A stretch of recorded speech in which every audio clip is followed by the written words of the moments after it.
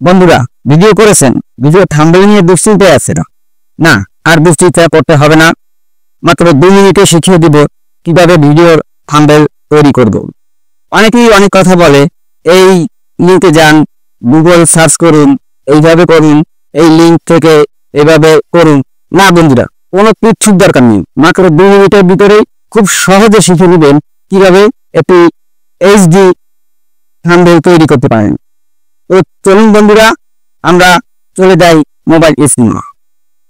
তো বন্ধুরা, মোবাইল স্ক্রিনে যাওয়ার আগে আপনাদের কাছে একটি অনুরোধ, যারা অলরেডি আমার এই এডি বাংলা চ্যানেলটি সাবস্ক্রাইব করেছেন তাদেরকে অনেক ধন্যবাদ।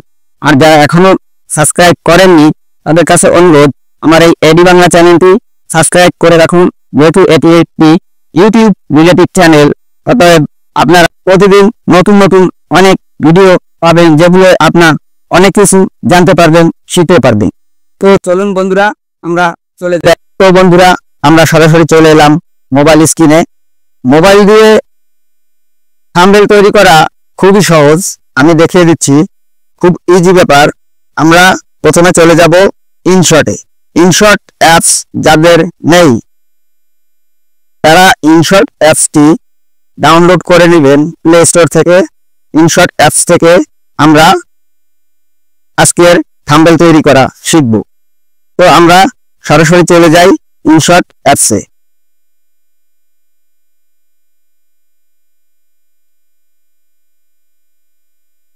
ইনশট অ্যাপসে চলে এলাম। এখন আমরা যেহেতু একটি থাম্বনেল তৈরি করব, তাই আমরা চলে যাব ফটোতে চলে যাব। এই ফটোতে চলে আসব। ফটোতে এসে আমরা ক্লিক করব। আমরা ফটোতে চলে এলাম। এখান থেকে বন্ধুরা আপনারা দেখতে পাচ্ছেন অনেক ব্যাকগ্রাউন্ড আছে। অনেকে ব্যাকগ্রাউন্ড নিয়ে চিন্তিত থাকেন। ব্যাকগ্রাউন্ড আছে, এখান থেকে একটি ব্যাকগ্রাউন্ড আমরা সিলেক্ট করে নিব। সিলেক্ট করে নিয়ে আমরা এই যে কর্নারে এখানে দেখতে পাবেন ক্যানভাসে ক্লিক করব। ক্যানভাস থেকে আমরা থাম্বনেলের সাইজ ঠিক করে নিব।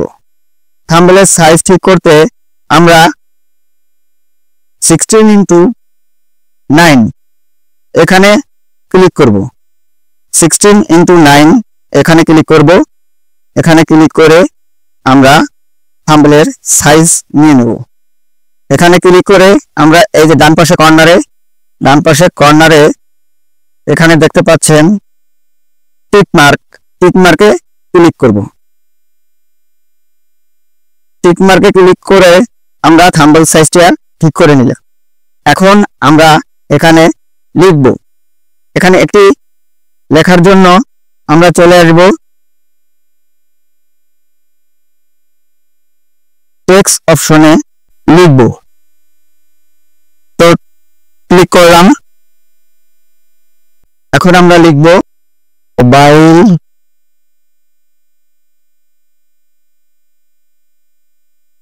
মোবাইল দিয়ে থাম্বনেল তৈরি। এখানে বিভিন্ন রকম কালার আছে। আমরা এটা লিখে আমরা টিকমার্কে ক্লিক করে দিব। টিকমার্কে ক্লিক করব। এখানে এই যে বন্ধুরা টিকমার্ক, ডান পাশে টিকমার্কে ক্লিক করব। ক্লিক করে দিলাম।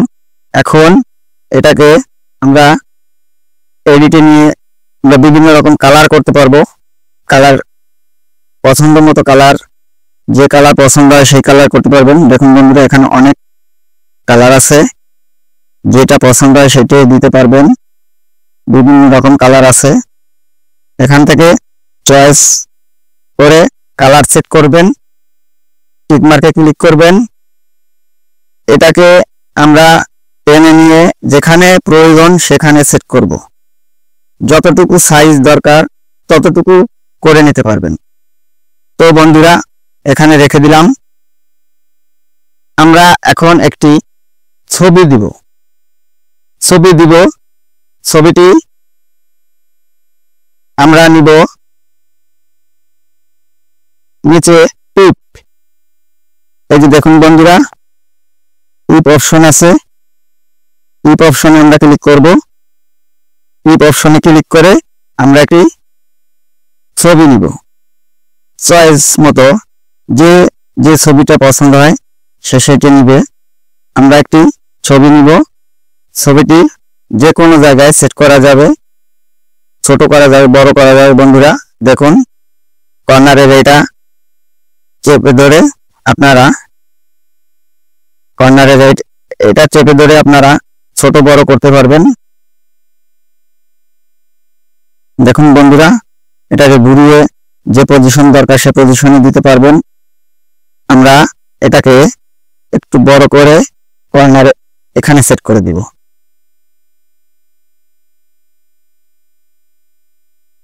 সেট করে দিলাম বন্ধুরা। এখানে যত কিছু লেখা লাগবে আপনারা টেক্সট মার্কে গিয়ে এখানে লিখতে পারবেন। যত খুশি লিখবেন, লিখে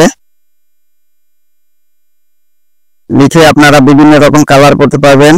কালার করে আপনারা তৈরি করে দিতে পারবেন।